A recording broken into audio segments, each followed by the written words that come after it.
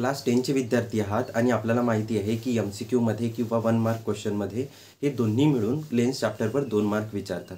Of course 4 mark म्हणजे पूर्ण total 6 मार्काचे आहे. बट ते 6 मार्कामधले जे बाकीचा पार्ट आहे तो अदर गोष्टीजवर पोझिशन ऑफ ऑब्जेक्ट आणि त्याच्या गोष्टींची इमेज यांवर विचारले जाते, नेचर काढा वगैरे. बट जे 2 मार्क आहेत ते आपण या व्हिडिओमध्ये फिक्स करणार आहोत. या छोट्याशा व्हिडिओमधनं आपण सर्वच्या सर्व जे लेन्सचे कन्सेप्ट आहेत ते जाणून घेणार आहोत.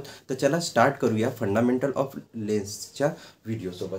तर पहा, लेन्सची जर आपण डेफिनेशन लिहायची असली तर आपण काय म्हणतो, असा एक गोष्ट किंवा असा एक ऑब्जेक्ट जे 2 स्पेरिकल सरफेसने बनलेला राहणार.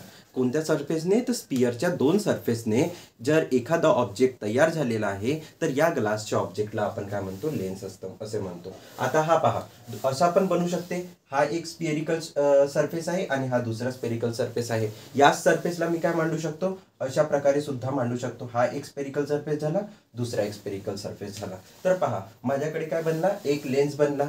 हा एक ऑब्जेक्ट बनला, हा एक ऑब्जेक्ट बनला. बट याचा शेप वेगळा दिसते आणि याचा शेप वेगळा दिसते. तर याचा शेप कसा आहे की हा मधामधनं थोडासा बाहेर निघालेला आहे आणि इनर साइडवरनं काय आहे, चिपकलेला आहे.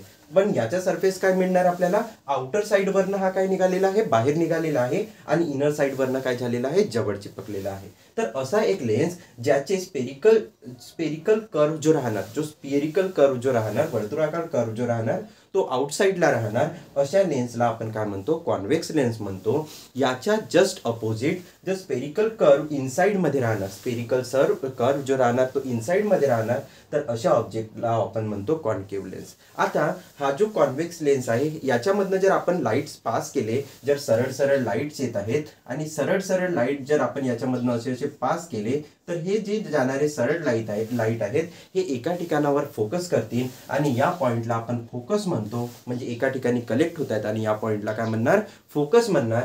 ही जे फोकसवर कलेक्ट होत आहेत तर याचं काम काय आहे, या लेन्सच्या एका ठिकाणावर कलेक्ट करणार. जर कलेक्ट करत आहे तर त्याला आपण काय म्हणणार, कॉन्व्हर्जंट लेन्स. कोणता लेन्स, तर कॉन्व्हर्जंट लेन्स. का बरं, कारण की हा काय करते, कलेक्ट करते, कॉन्व्हर्ज करते, म्हणून याला काय म्हटलं, कॉन्व्हर्जंट लेन्स. म्हणजे कॉन्व्हेक्स लेन्स हा कोणता लेन्स राहणार, कॉन्व्हर्जंट लेन्स राहणार. याच्या जस्ट अपोजिट आपण काय करत आहोत, सरळ सरळ जर रेस याच्यावर इन्सिडेंट करत आहोत, हे एक रे आहे, सेकंड रे आहे, थर्ड रे आहे, तर हा काय करणार, डायव्हर्ज करणार, म्हणजे दूर दूर पसरवणार. तर या लेन्सला आपण काय म्हणतो, डायव्हर्जंट लेन्स. तर जर तुम्हाला डायव्हर्जंट लेन्स विचारला आहे तर कोणता लेन्स राहणार, तो कॉन्केव्ह लेन्स. जर कन्व्हर्जंट लेन्स विचारला आहे तर राहणार कॉन्व्हेक्स लेन्स. अशाच प्रकारे आता यांच्या काहीतरी यूज होणार, कुठंतरी लाईटला स्प्रेड करायला लागेल. तर ज्या ठिकाणी लाईटला स्प्रेड करायला लागेल अशा ठिकाणी आपण कॉन्केव्ह लेन्सचा यूज करणार. बट ज्या ठिकाणी आपल्याला लाईटला कलेक्ट करायला लागेल एका ठिकाणी, अशा वेळी आपण काय करणार, आपल्या कॉन्व्हेक्स लेन्सचा यूज करणार. दिसत आहे कॉन्व्हेक्स लेन्स. आता जो यूज राहणार हा कशामध्ये होते कॉन्व्हेक्स लेन्सचा, तर टेलिस्कोपमध्ये. आणि हा जो लेन्स आहे कोण, आपल्याकडे कॉन्केव्ह लेन्स, याचा यूज होणार मायोपिया डिफेक्टमध्ये. मायोपिया डिफेक्टमध्ये काय असते, जर आपला डोळा राहते, ठीक आहे, आपण काय करतो, पाहतो इमेजला, तर आपला हा डोळा आहे, ठीक आहे, हा डोळा आहे आणि डोळ्यावर काय राहते, हा जो आउटर साइड आहे याला आपण काय म्हणतो, कॉर्निया म्हणतो. काय म्हणणार, कॉर्निया. या कॉर्नियावर इमेज फॉर्म होते जेव्हा आपण काय होणार, हे रेज येतील कोणत्या तरी ऑब्जेक्ट पासून रिफ्लेक्ट होऊन. हे लेन्स जे राहणार ते काय करणार, यांना अशी कलेक्ट करायचं काम करणार. आता पहा, याने कलेक्ट केला, बट कुठं करत आहे, जवळ कलेक्ट करत आहे. या स्क्रीनवर इमेज फॉर्म झाली का, नाही. कलेक्ट कुठं व्हायला पाहिजे होत्या, या स्क्रीनवर व्हायला पाहिजे होत्या. मग अशा वेळी आपण काय करतो, या डायव्हर्जंट लेन्सचा यूज करतो आणि डायव्हर्जंट लेन्स कुठं लावणार, अशा प्रकारे लावणार. मग ही काय करणार, लाईट रेज जे येतील त्याला डायव्हर्ज करायला काम करेल, म्हणजे की फैलवण्याचं काम करेल. तर जर आपल्याला रे काय करत आहेत, फैलत आहेत, तर हे कुठपर्यंत पोहोचतील, असे कन्व्हर्ज होऊन ते पोहोचतील आपल्या रॅटिनापर्यंत. म्हणून आपण जेव्हा पण मायोपिया हा डिफेक्ट पाहतो, ज्याच्यामध्ये आपल्याला दूरचा ऑब्जेक्ट ब्लर दिसते आणि जवळचा ऑब्जेक्ट चांगल्याने दिसते, तर अशा वेळी जो लहान मुलांमध्ये पाहायला मिळते, अशा डिफेक्टमध्ये कोणत्या लेन्सचा यूज होते, कॉन्केव्ह लेन्सचा. म्हणून जेव्हा तुम्ही लहान मुलांची जे पण काही ग्लासेस पाहाल त्यांची असा थिक असा दिसेल, म्हणजे आउटरची कवरिंग राहणार ते थिक राहते आणि इनर साइड जो राहणार तो थोडासा थिन दिसणार, ठीक आहे. आता पहा, ही छोटे छोटे डेफिनेशन्स आहेत. पुष्कळदा एक्झाममध्ये विचारतात, एका मार्कासाठी याची डेफिनेशन लिहा, त्याची डेफिनेशन लिहा, तर आपण कशा प्रकारे एक्सप्रेस करतो. पहा, हा जो आपण लेन्स घेतलेला आहे ना, हा 2 स्पियरमधनं काढलेला आहे. जो इमॅजिनरी स्पियर आहेत, असं काही एक्झॅक्टली स्पियर नाही राहत, बट आपण म्हणू शकतो हा एक स्पेरिकल कर्व जो आहे तो यापासनं घेतलेला आहे आणि हा जो स्पेरिकल कर्व आहे हा याच्यापासनं घेतलेला आहे. तर हा एक आणि हा एक कुणापासनं आले, या पार्टपासनं आले. तर जेव्हा पण आपण म्हणणार सेंटर ऑफ कर्वेचर विचारला, तर सेंटर ऑफ कर्वेचर का राहते, तर सेंटर ऑफ स्पियर, स्पियरचा एक सेंटर, ठीक आहे, सेंटर ऑफ स्पियर, या स्पियरचा काय आहे, हा सेंटर आहे, ऑफ विच ज्याच्यापासनं लेन्स का होते एक पार्ट होता, ज्याचा लेन्स का होता एक पार्ट होता, त्याला आपण काय म्हणतो, सेंटर ऑफ कर्वेचर.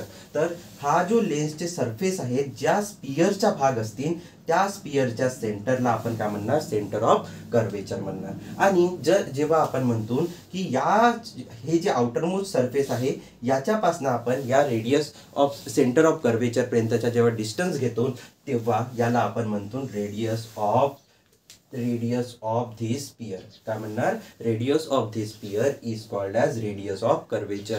या कर्वेचरची रेडियस म्हणजेच काय, या सेंटर ऑफ कर्वेचर पासनं या सरफेसच्या लास्ट पॉइंट पर्यंतचा जो डिस्टन्स राहणार त्यालाच काय म्हणणार आपण, रेडियस ऑफ कर्वेचर. त्याच्यानंतर रेडियस ऑफ कर्वेचर झाला, त्याच्यानंतर आपल्याला माहित पाहिजे की प्रिन्सिपल ॲक्सिस. पहा, जर एखादी लाईन काय करत आहे, या दोन सेंटर ऑफ कर्वेचरला जॉईन करत आहे, तर अशा लाईनला आपण काय म्हणणार, प्रिन्सिपल ॲक्सिस. प्रिन्सिपल ॲक्सिस म्हणजे काय, the line joint both centre of curvature. जे दोन सेंटर ऑफ कर्वेचर आहेत त्यांना जी लाईन जॉईन करते, या लाईनला, या लेन्सच्या लाईनला आपण काय म्हणतो, प्रिन्सिपल ॲक्सिस असे म्हणतो. मग ऑप्टिकल सेंटर म्हणजे काय राहते, पहा, हा जो एक पॉइंट राहणार या लेन्सच्या आतमधला, याच्यामधनं जर आपण लाईट पास केला, आपण काय म्हणत होता, लेन्सचं काम काय आहे, जर कुठं पण लाईट पडली तर ते कन्वर्ज करायचं काम करेल. आता कन्वर्ज करायसाठी यांना काय करायला लागेल, लाईटला हे जे रेज आहेत यांना बेंड करायला लागेल. बट एक असा पॉइंट राहते जो मधात राहते या लेन्सच्या, जर आपण त्याच्यामधनं लाईट रे पास केली तर हा डिफ्लेक्ट नाही होत आणि सरळ सरळ ट्रॅव्हल करते. मग अशा रेजला, अशा एका पॉइंटला आपण काय म्हणणार, optical centre. The point on a principal axis. हा पॉइंट कशावर राहते, प्रिन्सिपल ॲक्सिसला. एक अशी लाईन जी दोन सेंटर ऑफ कर्वेचर मधनं जाते त्याच्यावर राहते principal axis in a lens through which, ज्याच्यामधनं रे पास केली इज नॉट गेट डिफ्लेक्टेड. ती रे डिफ्लेक्ट होणार का नाही. अशी जे कोणता आहे पॉइंट आहे त्याला काय म्हणणार, ऑप्टिकल सेंटर. Optical centre. मग फोकस काय, आम्ही सांगितलं होतं की एखादी एक पॉइंट आहे ज्याच्यावर सर्वच्या सर्व लाईट रेस काय होतील, कलेक्ट होतील, अशा एका पॉइंटला काय म्हणणार आपण, फोकस असे म्हणणार. The point on principal axis at which all rays get collected. ज्याच्यावर सर्वच्या सर्व रेखा होतील, कलेक्ट होतील, अशा पॉइंटला आपण काय म्हणणार, फोकस म्हणणार. त्याच्यानंतर फोकल लेंथ काय असणार, तर सिंपलची गोष्ट आहे, या फोकसपासनं जो पण काही फोकस असणार त्याच्यापासनं हा जो ऑप्टिकल सेंटर आहे याचा जो डिस्टन्स आहे यालाच काय म्हणणार आपण, फोकल लेंथ म्हणणार. आणि यालाच कशाने डिनोट करतो, स्मॉल एफने डिनोट करतो. जर इतक्या गोष्टी जर तुम्हाला समजल्या असतील तर तुम्हाला जे 2 मार्क राहतील ते तुमचे पक्के होऊन जातील. आणि आय होप इतक्या गोष्टी समजल्या. जर समजल्या तर तुम्हाला व्हिडिओला लाईक करायचं आहे. चॅनलला जर नवीन असाल तर तुम्ही सबस्क्राईब करून ठेवा, जेणेकरून आणखीन पुढील व्हिडिओ आपल्याकडे मिळतील. धन्यवाद.